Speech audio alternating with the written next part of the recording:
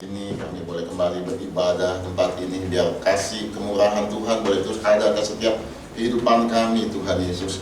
Biar setiap firman yang kami dengar bukan hanya sekedar kami dengar setiap minggu, tapi itu membawa perubahan dalam kehidupan kerohanian kami, kehidupan bersama dengan Tuhan, sehingga hidup yang kami jalankan adalah hidup yang bermanfaat. Hidup yang kami jalankan adalah hidup yang memuliakan nama Tuhan, sehingga melalui kehidupan kami nama Tuhan dipermuliakan. Terima kasih Tuhan, terima kasih Bapa. Kau dahsyat setiap kami, urapi kami semua, urapi hamba-Mu yang menyampaikan firman Tuhan, biar apa yang boleh sampaikan ini boleh menjadi berkat atas setiap kami.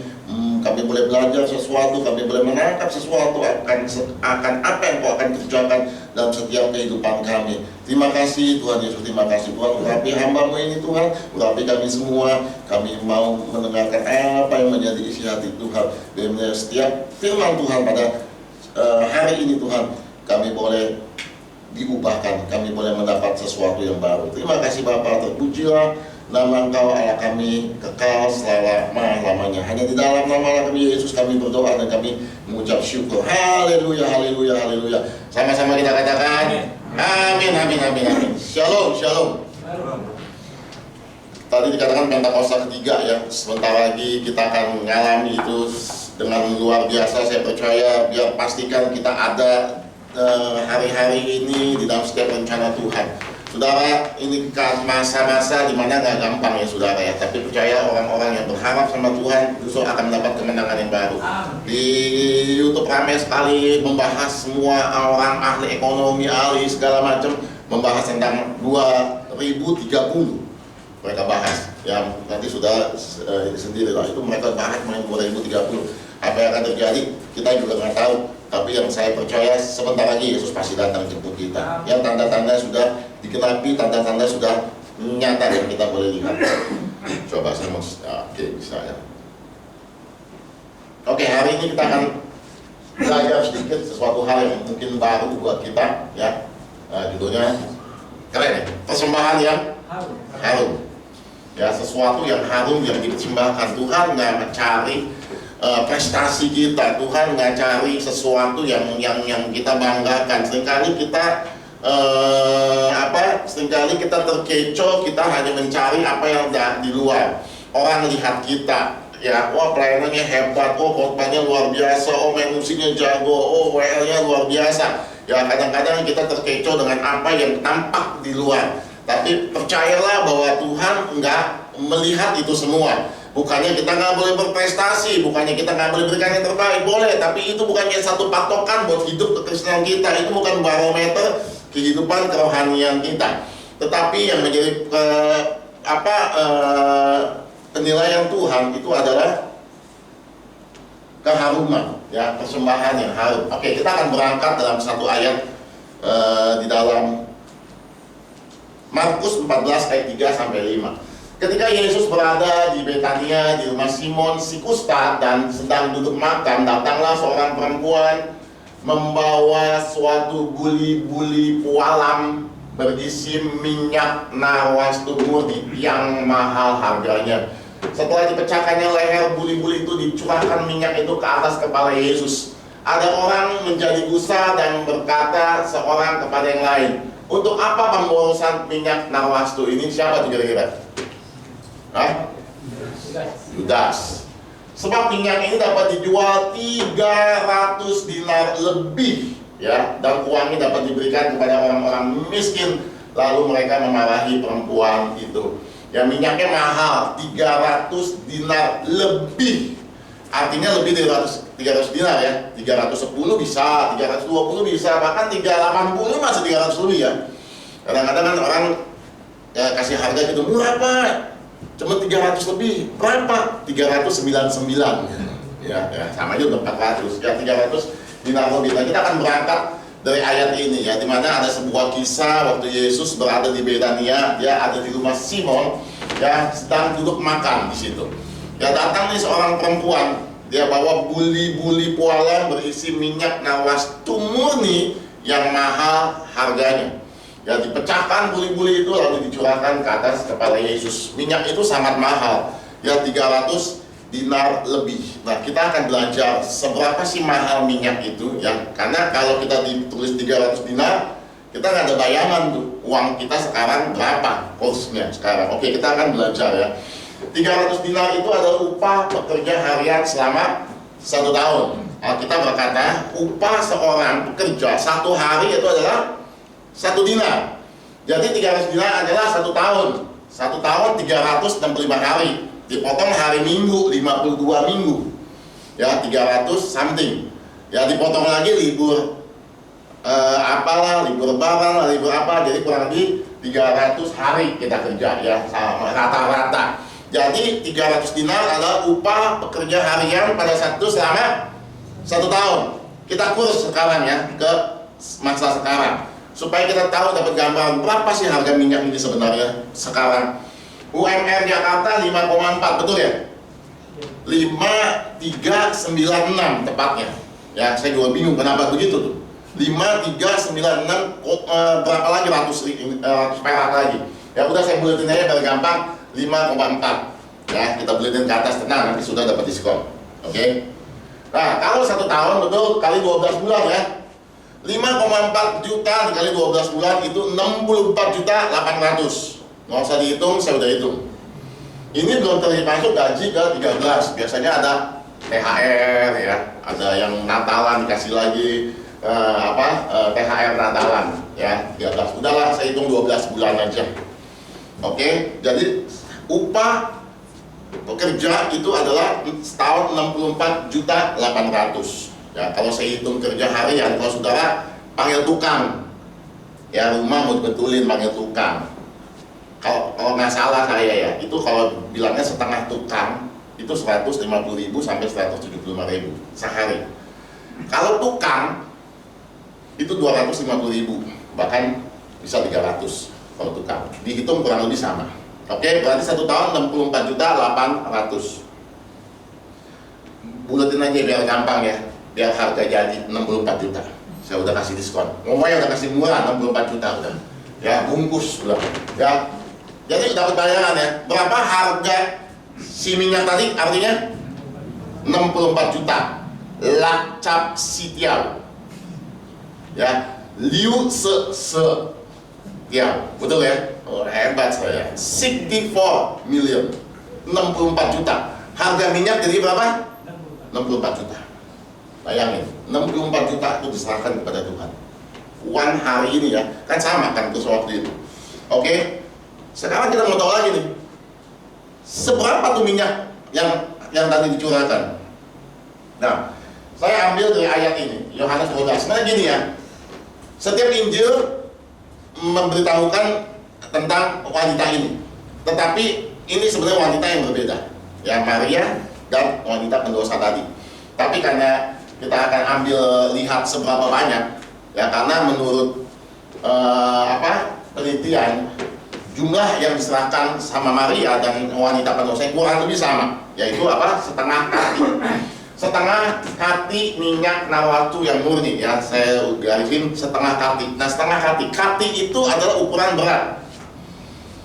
Sama seperti kilogram, gram, ons, ton, kilo. Nah, itu satuan berat kati itu. Oke. Nah, kati ini dipakai di beberapa negara, termasuk Indonesia pada zaman kolonial Belanda itu masih menggunakan kati. Oke, sekarang kita lihat. Satu kati itu adalah 327 gram. Ya. Kalau nanti saudara pulang Google, ya, satu kati itu akan ketemu jawabannya 600 gram. Atau 625 gram tepatnya, 6,5 ons. Kalau sudah Google, dapatnya adalah 600 gram. Ya. Tapi saya pastikan bahwa kati yang dimaksud di ayat ini adalah bahasa aslinya adalah litra. 1 litra itu atau 1 kati itu 327 gram. Makanya kenapa saya harus kejar ke bahasa aslinya. Kalau ke bahasa Inggrisnya aja lebih ngaco lagi karena dipakai pound, beda lagi. Gitu. Kati di Indonesia ditulis 600 gram. Singapura pakai, Malaysia pakai, Indonesia pakai, Cina juga pakai, tapi 500 gram.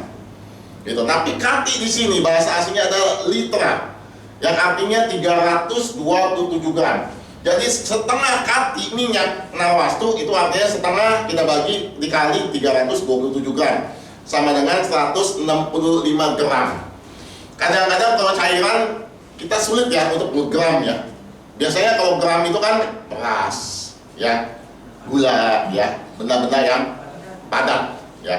Kalau ke cairan kita maunya ke liter atau mililiter ya kan. Nggak mungkin kan kita beli minyak wangi, coba minyak wangi ini berapa gram ya, nggak ada tuh.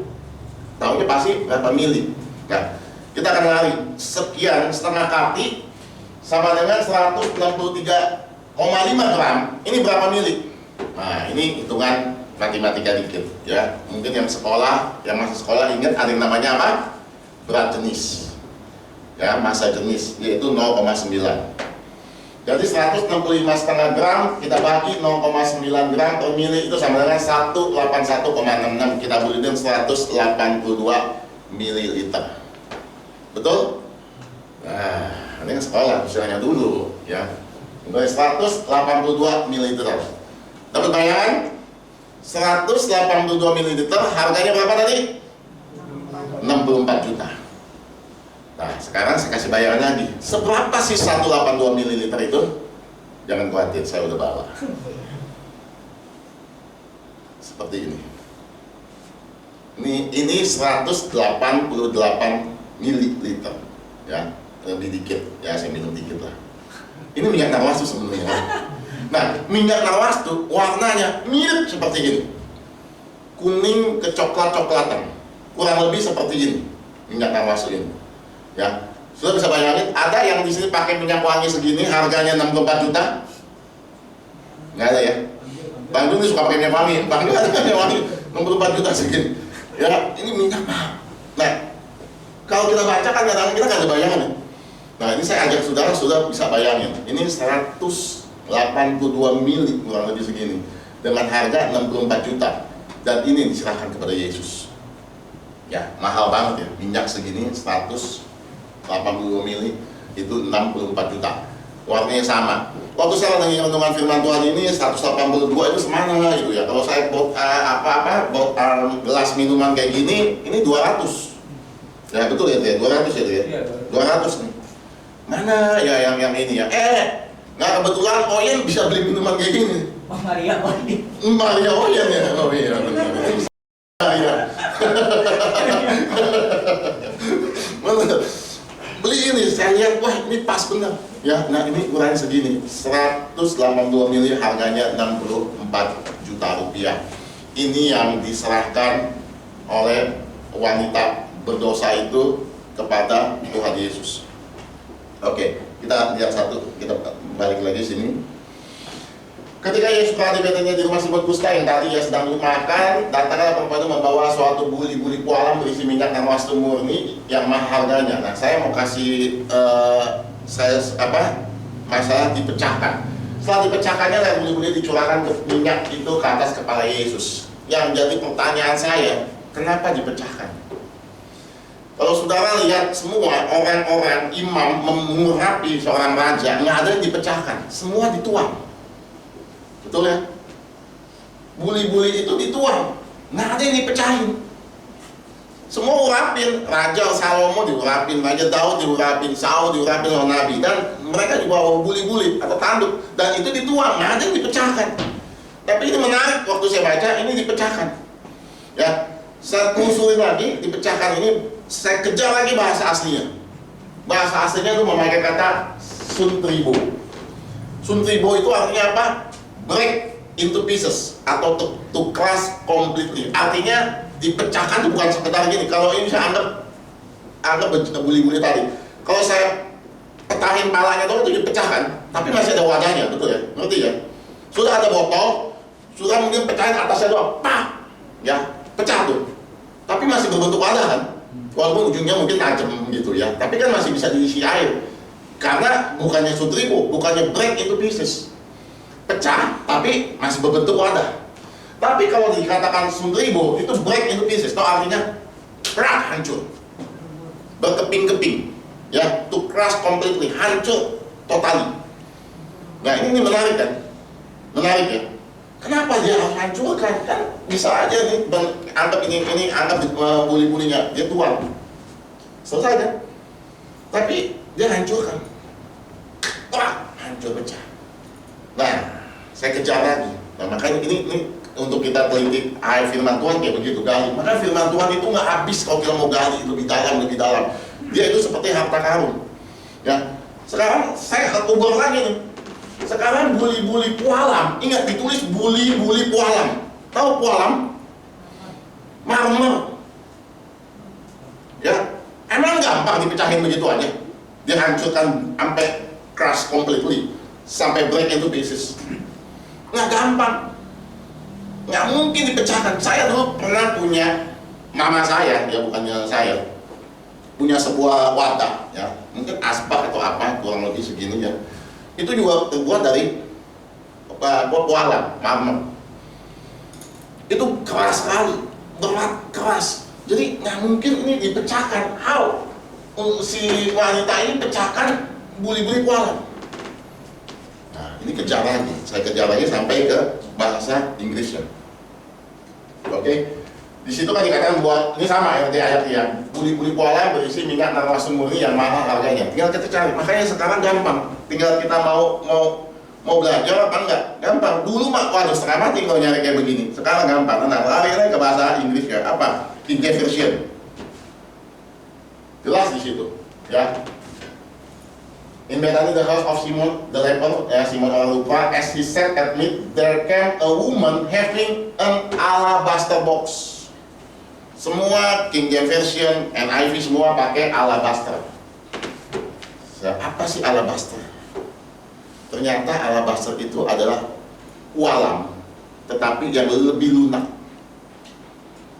Ya, kekerasannya tuh cuma setengah daripada pualam, ya, daripada marble istilahnya. Ya, jadi di sini nggak dipakai kata marble, tapi dipakai kata alabaster.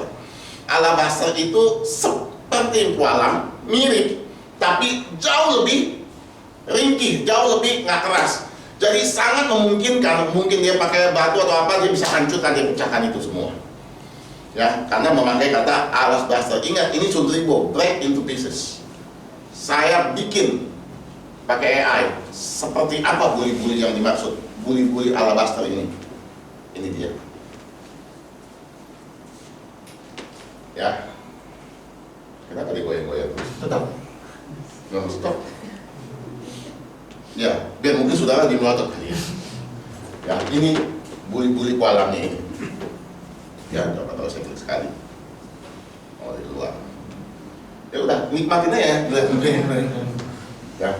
Ini adalah buli-buli alabaster.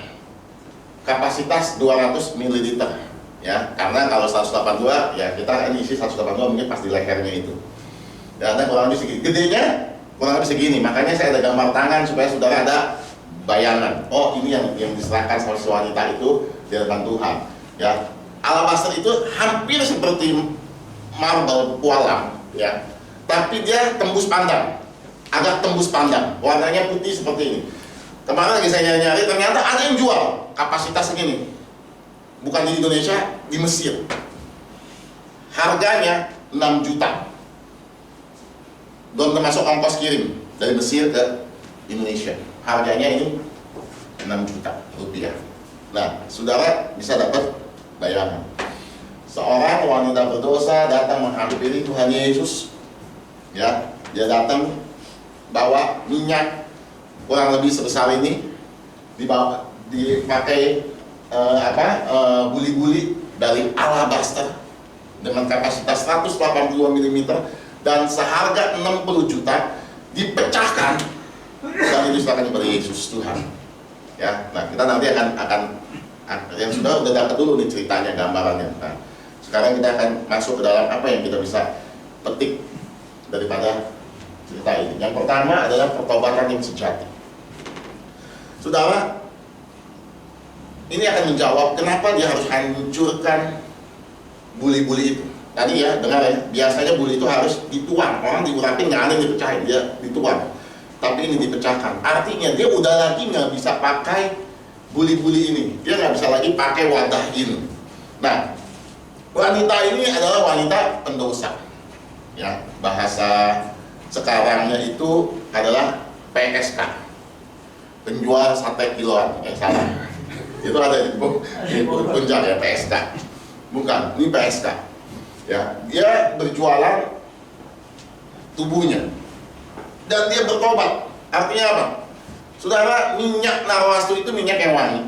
Ya, minyak narwastu itu minyak yang khusus. Karena mahal, nggak sembarangan orang pakai. Menengah ke bawah nggak mungkin pakai minyak narwastu, karena ini mahal. Ya, jadi minyak ini adalah minyak yang precious, minyak yang cukup berharga. Dan minyak ini adalah minyak walaupun wangi tidak masuk ke dalam bait Allah. Bait Allah itu ada yang namanya mesbah dupa, dan itu dibakar sehari 2 kali untuk menghasilkan wangi-wangian. Tapi tidak ada minyak narwastu di dalam mesbah itu. Ya, minyak narwastu itu dipakai kegunaannya pada zaman waktu itu adalah yang pertama memang bicara tentang hubungan pribadi. Ya, yang kedua minyak narwastu itu dipakai pada zaman itu untuk prosesi penguburan mayat. Hanya 2 itu fungsinya minyak narwastu pada saat itu. Nah, si wanita pendosa ini, si PSK ini, itu dia pakai minyak narwastu itu. Kenapa? Zaman dulu, kalau zaman sekarang orang kalau mau menjajakan diri, biasanya mereka ada di pinggir jalan ya. Dan orang tahu itu PSK. Dari mana? Dari bajunya. Ya. Zaman dulu waktu saya masih ada doa pagi 4:30 di PI. Kan saya dari rumah Sunter lewat ke Kemayoran. Nah, itu pagi-pagi masih banyak tuh di Kemayoran. Nggak tahu sekarang karena udah nggak pernah jalan pagi, itu pagi. Itu berjejer wanita. Dan kita tahu siapa itu. Nggak mungkin dia pulang habis doa, nggak ada, bukan. Ya. Karena di dandanannya udah kelihatan. Jadi orang tahu, oh ini kerja seperti itu. Ya, atau zaman sekarang modern, ya mungkin mereka posting di IG, di mana segala macam, orang tahu ini PSK. Ada nomor yang bisa dihubungin. Tetapi zaman dulu nggak bisa segitu gampangnya. Ingat, ini zaman Tuhan Yesus, zaman Taurat. Nggak mungkin ada seorang wanita berpakaian minim itu ada di pinggir jalan. Wanita ketahuan berzina aja hukumannya mati. Apalagi ini perempuan yang mengajak berzina istilahnya kan.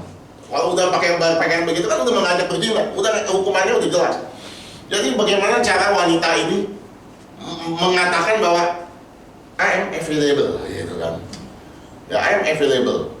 Dia harus pakai minyak wangi. Jadi kalau orang jalan, berpapasan sama dia, bajunya lengkap, nggak bisa orang tahu bahwa ini available.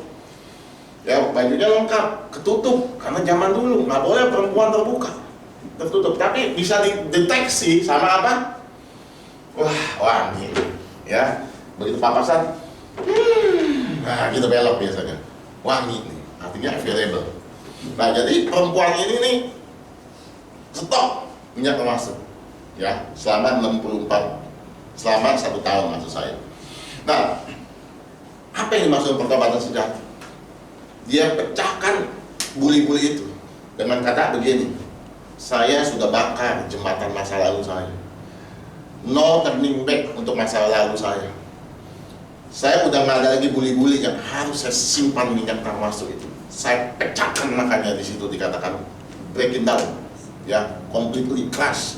Ya, itu dipecahkan, nggak ada lagi tempat untuk simpan lagi minyak narwastu itu. Selesai dengan masa lalu ini.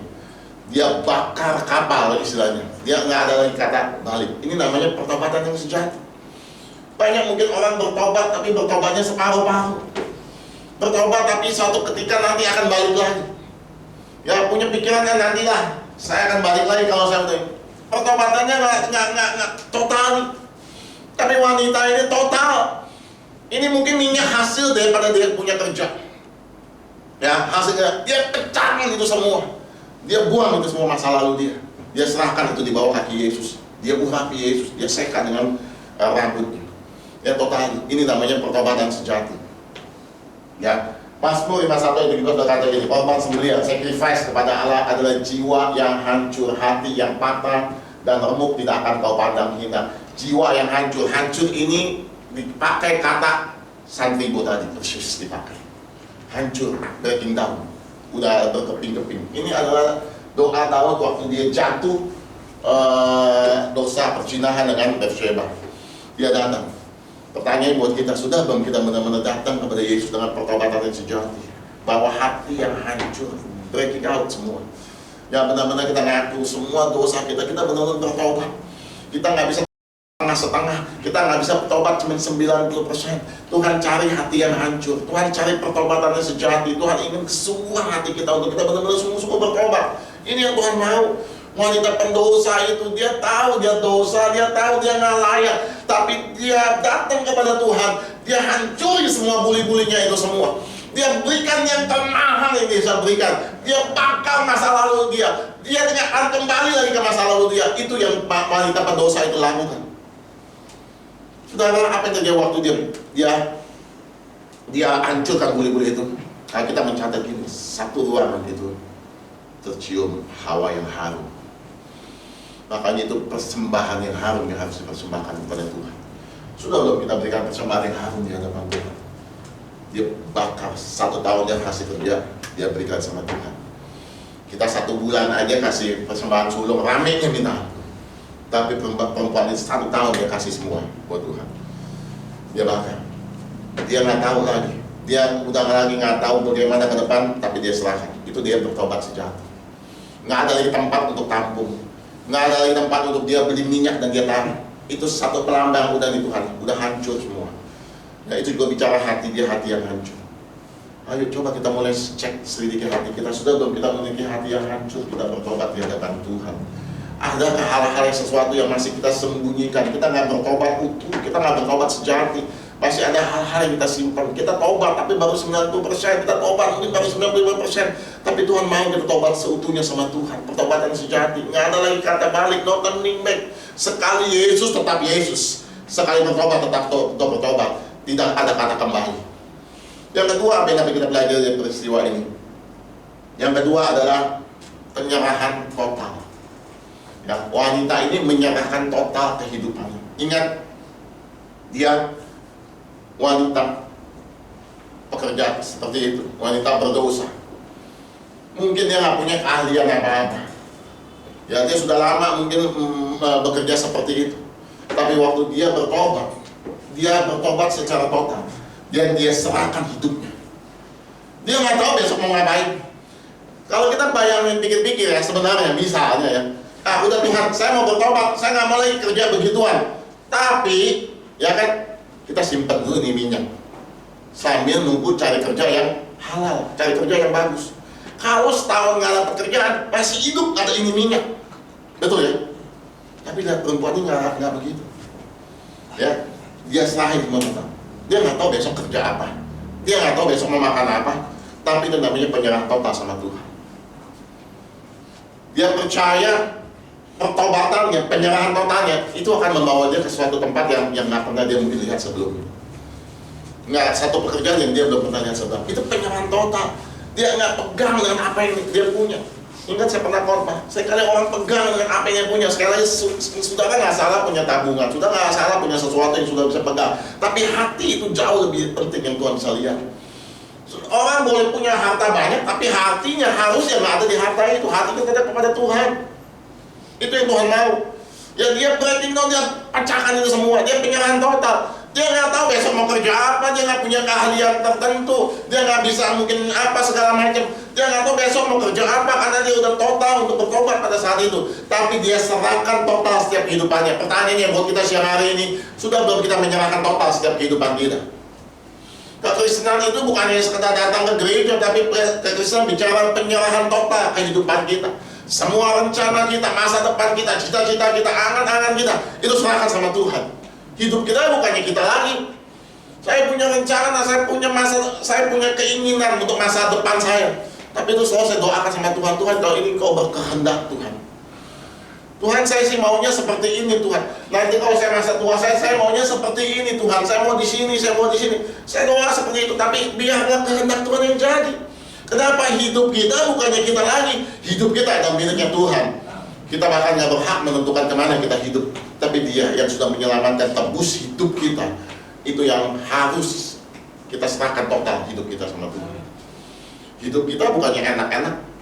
Oh saya mau ini, oh ini lebih baik. Oh saya mau kasih ini aja, oh ini lebih baik. Oh saya mau kerja ini lebih baik. No, no, no.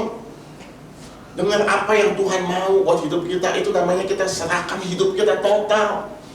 Bukannya katanya orang Kristen, tapi kita nggak pernah hidup kita serahkan sama Tuhan.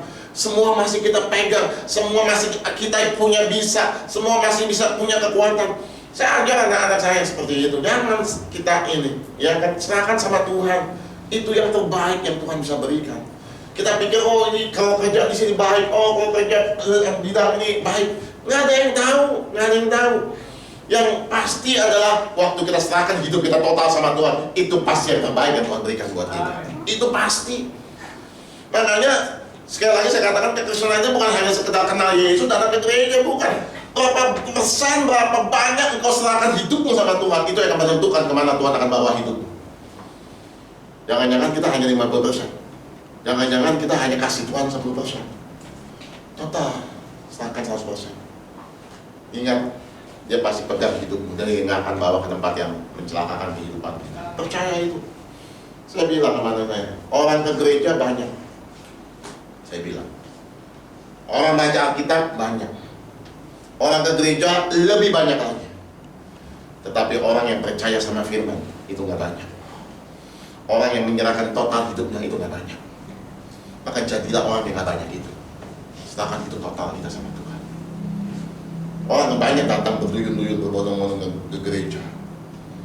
Orang banyak mungkin baca Alkitab, hafal Alkitab, ya, tahu ayat-ayat, sharing firman Tuhan, boleh, nggak salah itu, nggak salah. Ya, tetapi seberapa banyak kita menyerahkan hidup kita total sama Tuhan. Seberapa banyak kita percaya sama firman Tuhan sebagai satu kebenaran yang menuntun hidup kita. Itu yang akan menentukan kehidupan kita. Wanita ini menyerahkan total hidup. Dia nggak pegang. Tuhan nggak minta. Tuhan nggak bilang, oh kamu mau tobat, mana buli-buli minyak kamu, pecahin sini. Enggak, Tuhan nggak minta loh. Artinya si wanita itu bisa simpen si buli-buli itu sebagai pegangan dia. Kalau dia nggak punya kerjaan besok. Cukup setahun kan. Ngomong kasar nama sini ini sebulan 2 bulan ngasih ada bisa 2 minyak yang waktu ini sampai 1 tahun. Tapi enggak, dia serahkan total sama Tuhan. Di hidup yang harus kita coba. Wanita pendosa ini nggak lihat masa lalunya lagi, tapi dia serahkan total kehidupannya. Yang ketiga ini yang di 2 Korintus. Oh berarti ini 3 ya, coba saya salah. Oke, ini benar 3. Ya, menyebar keharuman pengenalan akan Kristus. Wah ini keren. Ya, menyebar keharuman pengenalan akan Kristus. 2 Korintus 2 ayat 14 berkata gini. Tetapi syukur bagi Allah yang dalam Kristus selalu membawa kami di jalan kemenangannya. Perhatikan baik-baik. Dengan perantaraan kami, ianya besar, menyebarkan keharuman pengenalan akan Dia di mana-mana. Keren ayat ini. Ya, dengan perantaraan kami, kata si Paulus, ia menyebarkan keharuman pengenalan akan Dia di mana-mana. Ini keren. Menyebar keharuman pengenalan akan Kristus. Sudah bisa bayangin nggak? Wanita ini kenapa datang waktu Yesus sedang makan di tempat orang yang sedang ramai? Sebenarnya kalau kita cerita ya, mungkin gini, wah Tuhan Yesus lagi makan. Mungkin kita tunggu dulu aja ya. Tunggu dah sampai Tuhan Yesus keluar. Ya. Begitu dia keluar, syukur-syukur sendiri dia jalan, baru disamperin, Tuhan Yesus saya mau bertobat Tuhan. Betul ya? Kira-kira kayak gitu. Lebih enak. Tapi ini sedang Yesus lagi makan. Makannya itu rame-rame di rumah Simon, yang pasti ada keluarga Simon. Ya, mungkin ada family-nya, ada yang lain, ada keluarga orang tuanya mungkin, saya nggak tahu. Yang udah pasti ada murid Tuhan Yesus 12 orang, sama Tuhan Yesus 13. Dan di situ dikatakan apa? Ada orang-orang Farisi, ahli-ahli Taurat.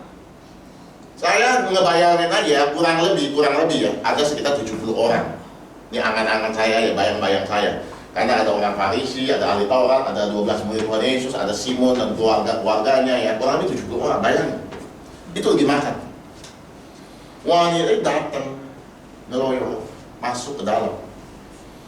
Dia langsung hampiri Tuhan Yesus, dia pecahkan mata, 70 pasang mata itu tertuju langsung lihat ke situ. Bayangin.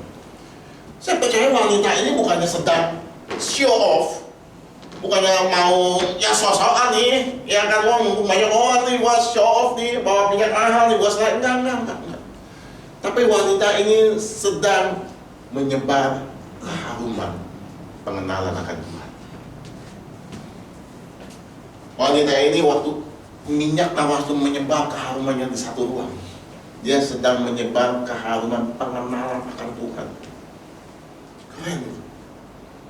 Menyebar keharuman akan Tuhan. Dia sedang berkata ini, aku bertobat dan ini minyak mewakili sebagai pengenalan keharuman akan Tuhan. 70 mata itu memandang. Sudah bisa bayangin? Kita berandai-andai. Kalau minggu depan besok di sini ada datang perempuan pendosa yang kita tahu ini mah perempuan nggak benar, ya. Dia datang ke sini, dia bawa minyak yang mahal, dia pecahin di sini, dia bertobat. Pak, tolong doain saya, Pak. Saya mau bertobat. Kira-kira itu jadi perbincangan kita kan? Betul ya? Viral kan? Apa zaman dulu? Itu pasti orang bicara tuh. Gila lu, tadi gua habis makan di rumah Simon yang perempuan Yesus. Itu ada si itu. Lo kedakan si itu. Wah, ya orang mah tahu itu. Yang wangi itu kan si cewek itu. Itu mah dateng. Gila itu minyak. Dia pecahin. Dia viral. 70 orang itu minimum, itu bayangan saya 70, mungkin lebih, saya kira lagi nggak tahu. Semua kan bicarakan itu. Tapi jangan dulu kan di sebuah perkampungan itu kan mereka akan menyebar keharuman pengenalan akan Tuhan. Lihat di situ. Orang akan wow, minyak mahal, perempuan pendosa pecahin minyak, ngapi Yesus di situ. Itu menyebar keharuman pengenalan akan Dia di mana-mana. Orang akan kenal wanita itu. Orang akan mengenal pengenalan akan Tuhan melalui wanita itu. Keren. Yang keharuman pengenalan akan Dia. Sudah baik, dengarkan baik-baik. Waktu kita dipilih Tuhan, kita harusnya menjadi perantara Dia. Untuk apa? Menyebarkan keharuman pengenalan akan Dia. Berapa? Melalui hidup kita. Kan saya pernah dulu ngomong kan, saya pernah baca buku. Ada seorang anak, saya ulang sedikit aja karena ini berhubungan dengan ini. Ada seorang anak itu di Amerika. Ya setelah sekian lama dia nggak pulang, ya mungkin karena memang usia biasa kan orang Amerika kalau udah 17 tahun ke atas sudah boleh keluar dari rumah dan harus keluar dari rumah. Ya budaya mereka seperti itu. Atau mungkin karena dia punya masalah sama bapaknya sehingga dia istilahnya udah lama nggak pulang. Sehingga dia pulang ke rumahnya dengan sukacita. Dia bilang, dia ketemuin bapaknya, dia bilang begini, Pak. Ya, dia intinya dia mau pulang, dia mau menginjil sama bapaknya. Pak, apa Yesus sekarang? Percaya Yesus sebagai Tuhan dan Juru Selamat. Bapak juga mesti percaya sama Tuhan dan injilin bapaknya. Yesus itu ada yang ajaib. Saya sudah kenal Yesus, saya sudah terima Yesus sebagai Tuhan dan Juru Selamat. Tahu bapaknya ngomong apa? Nah, waktu kamu kecil, Papa juga udah kenal Tuhan Yesus. Papa udah terima Tuhan Yesus. Anaknya ngomong, hah? Dari saya kecil Papa sudah kenal Tuhan Yesus. Oh, nggak ada bedanya tuh. Bapak ini nggak menyebar keharuman pengenalan akan Tuhan. Nggak ada bedanya. Dia jarang lihat bapaknya ke gereja. Dia nggak pernah lihat bapaknya baca Alkitab. Dia nggak pernah lihat bapaknya berdoa, berbahasa roh dan lain sebagainya. Bahkan dia lihat bapaknya juga sama aja masih pukul mamanya. Lihat gak di situ? Bagaimana orang bisa menyebar keharuman pengenalan akan Tuhan? Anaknya kaget, dia pulang, dia exciting, dia senang, dia mau nginjil bapaknya supaya kenal Tuhan. Tapi bapaknya bilang, sejak kecil gue juga udah kenal Tuhan. Anaknya bengong, lihat, kok nggak ada bedanya, nggak ada keharuman pengenalan akan Tuhan yang anaknya cium dalam rumah itu. Dia lihat sama aja, bapaknya juga pulang mabuk. Dia lihat sama aja, kok dia pukul mamanya. Lihat di situ, anaknya sejak kecil sampai dia dewasa, dia nggak mengenal, dia akan mencium keharuman pengenalan akan Tuhan. Pertanyaannya buat kita, sudah belum kita menyebar keharuman pengenalan akan Tuhan di tempat kita berada? Orang tahu gak sih kita pengikut Tuhan? Di tengah-tengah lingkungan yang kita ada, di tempat kerja kita, di lingkungan kita, di tetangga kita, atau jangan-jangan orang lihat kita sama aja kok. Kita nggak menyebar keharuman pengenalan akan Tuhan.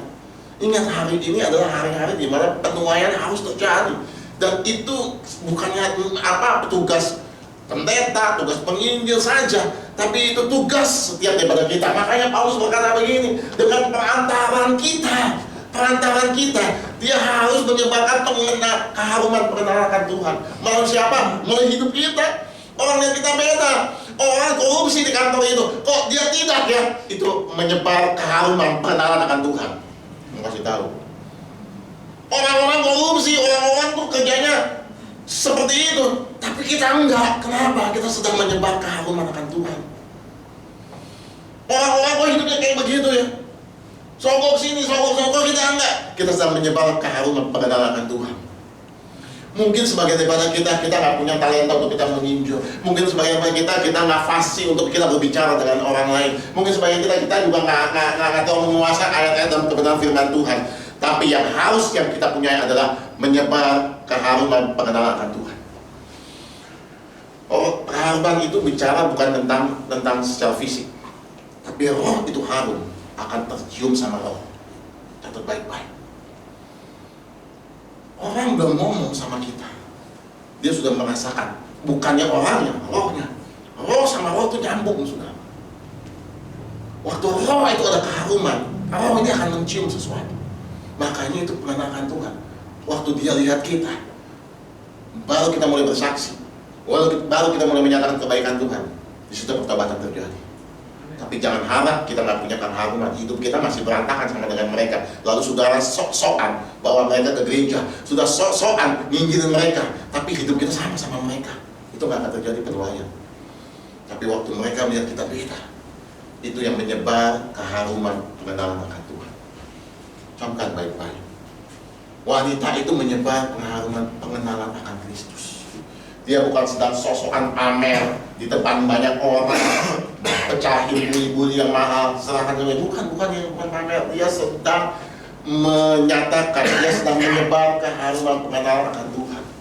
Orang akan melihat seorang wanita berdosa datang kepada Yesus, memberikan sesuatu yang berharga, satu ruangan harum. Di situ ada pengenalan akan Tuhan.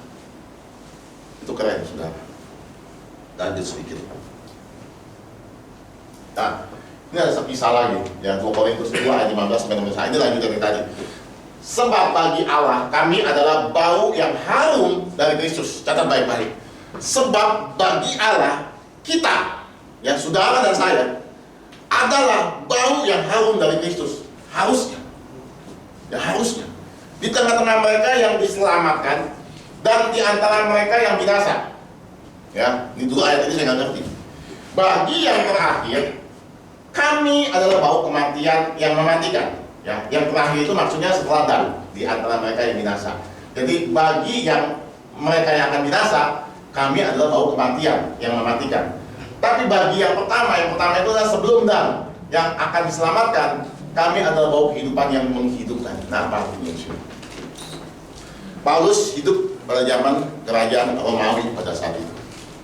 Di Romawi itu ada acara kalau si jenderal perang itu menang, syaratnya satu, dia harus menguasai daerah yang dia serang, yang direbut.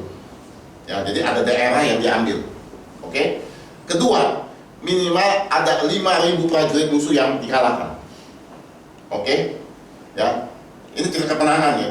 Ketiga, ya dia bawa jarahan raja-raja yang dikalahkan. Ya. Nah, jadi acaranya namanya triumphal procession. Apa triumphal procession ini? Jadi si jenderal yang menang ini dia naik kereta kuda. Ya, di depan sana diikutin sama orang-orang yang ditawan, orang-orang yang kalah. Itu mau dibawa kemana? Mereka akan dibawa ke satu arena. Nanti mereka akan diadu sama singa. Ya, istilahnya kematian. Dalam prosesi triumphal itu, mereka akan bakar wangi-wangian. Ya, jadi waktu itu orang bersorak-sorai. Makanya kan Paulus juga berkata kan mereka dijadikan tontonan umum. Ya, kekalahan itu si iblis itu. Jadi orang akan tepuk tangan. Lu triumphe. Ya, artinya ini merayakan kemenangan si raja itu. Nah, di situ dibakar wangi-wangian. Saudara, orang yang menang waktu cium wangi-wangian itu dia akan mencium apa? Bau kemenangan. Wah, itu si jenderal akan, waduh, ini wangi kemenangan gua nih. Tapi ingat, wangi yang sama itu juga dicium sama tawanan kan? Kan tawanan itu jalan di depan ikat tawanan itu. Dia cium wangi yang sama kan? Tapi waktu si tawanan itu cium, dia cium bau apa? Bau kematian. Ini maksudnya kayak gini. Artinya begini, waktu kita harum dari Kristus, yaitu membawa kita kepada jalan kemenangan.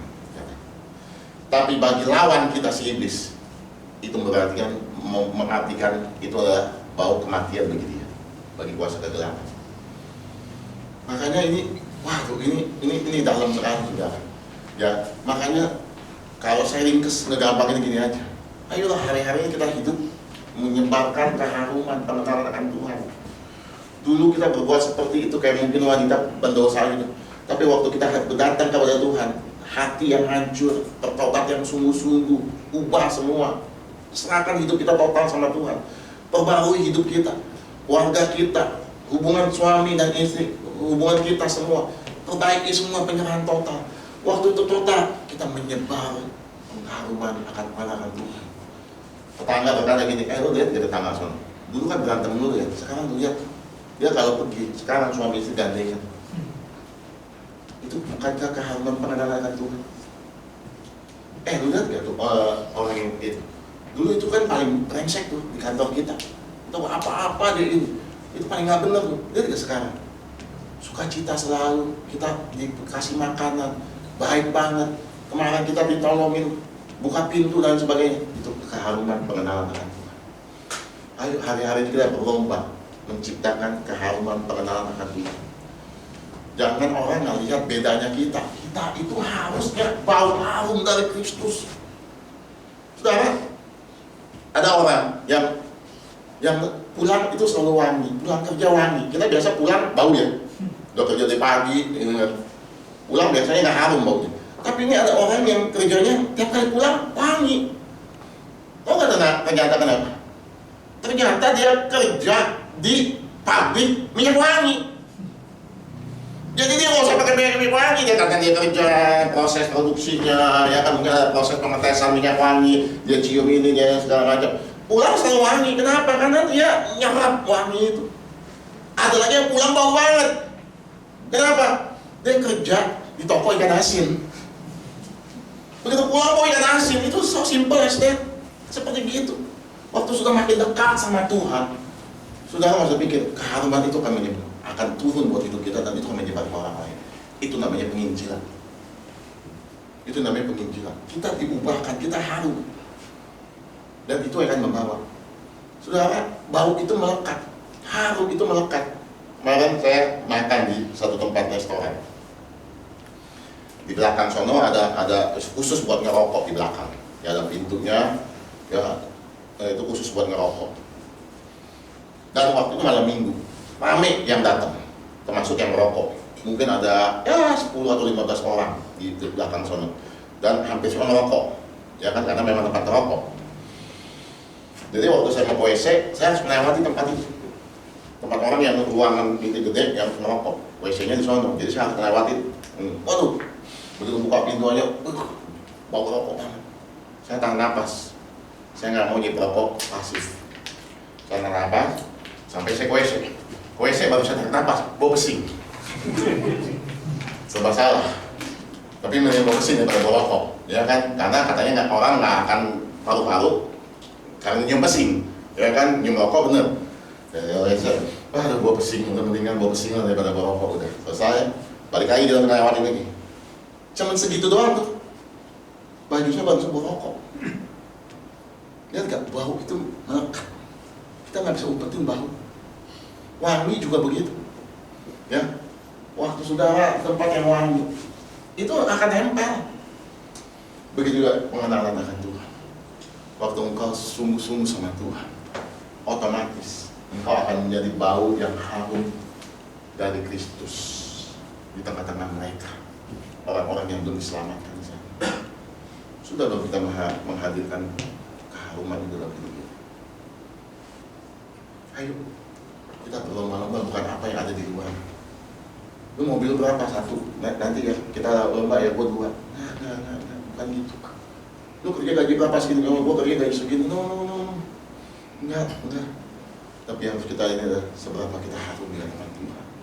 Itu yang menentukan kehidupan kita. Nanti kita bahas lagi. Saya lagi dapat lagi sesuatu, mengambil cukup waktu. Ya, saya cuma kasih sinopsisnya aja kalau kata filmnya. Di ruang bait Allah, ya ada ruang namanya ruang kudus. Ada 3 benda di situ. Siapa yang tahu 3 benda ruang kudus? Tahu? Meja dupa. Kaki diam. Mesbah dupa sama upan sama. Kaki diam, meja roti pertunjukan. Makanya yang belum ikut kom.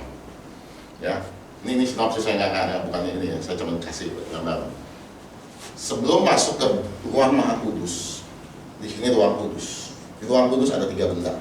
Ya, meja roti pertunjukan. Di sini ada roti yang setiap hari itu akan diganti. Ada 12 roti dan ada kaki diam.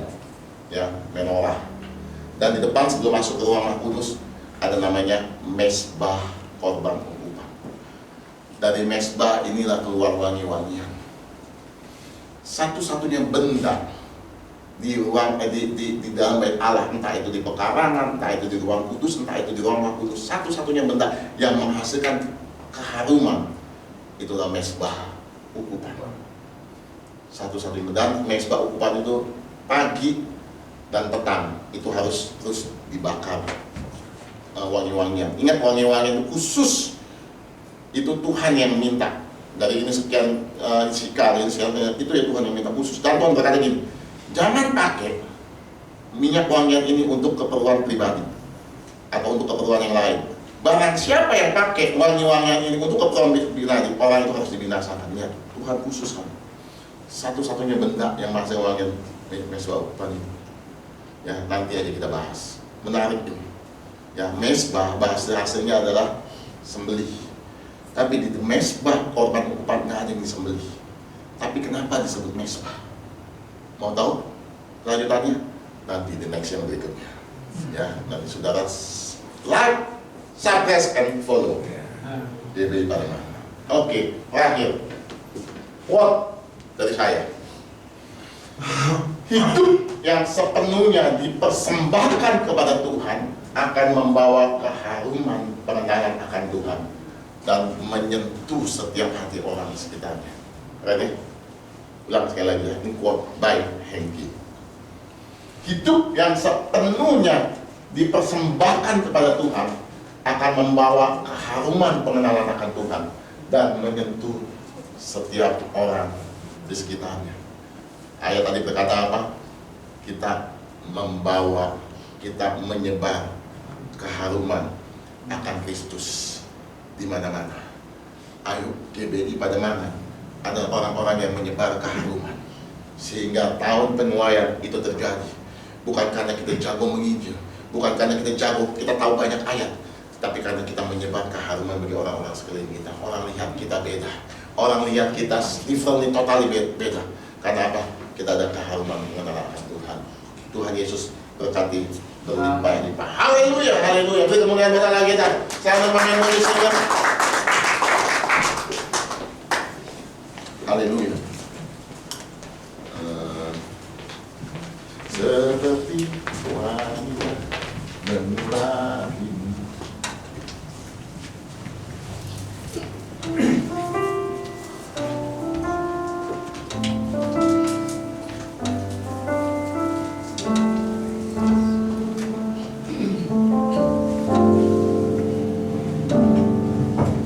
Seperti wanita mengurapimu,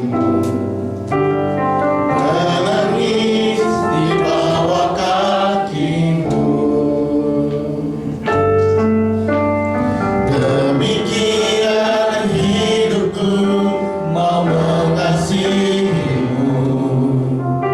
Yesus Engkau baik bagiku. Seperti wanita, seperti wanita mengurapimu, menangis di bawah kakimu.